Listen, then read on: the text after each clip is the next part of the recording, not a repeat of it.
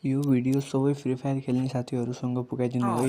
यो गरिनाले मेरो आइडीको ऱ्याङ्कसँग यस्तो गरेछ नि, म अहिले सिएस ऱ्याङ्क खेल्दाखेरि मेरो लाइट गयो, म वाइफाईदेखि खेल्छु। त्यसपछि म गेममा आउँदाखेरि हेर त मेरो पुरै ऱ्याङ्क ब्रोन्जमा हालेको छ कि गरिनाले। म मास्टर पुगेर म ग्रान्ड मास्टर जाने विचारमा थिएँ, यो ऱ्याङ्क मेरो पुरै घटाएर ब्राउनमा पुगिसकेको छ है। म तपाईँलाई देखाउँछु, म यो सिजनमा मास्टर पनि गइसकेको छु हेर है।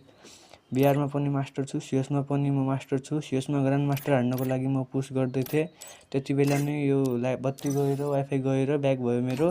त्यसपछि नै गरिनाले मेरो ऱ्याङ्क ब्राउनमा हालिदियो सिधै हेर त। न त मैले प्यानल युज गरेको थिएँ, न त म ह्याकर हुँ, न त म ह्याकरसँग खेलेको थिएँ।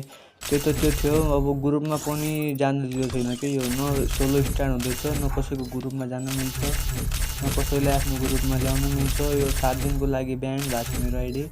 गरिनाले छिट्टै रिकभर गरोस् है। अनि मेरो ऱ्याङ्क जबमा म पुगेको थिएँ, जबमा मैले मेहनत गरेर जति मैले पुगाएको थिएँ त्यति नै चाहियो है मेरो ऱ्याङ्क। गरिना म अहिले पनि भन्दैछु है।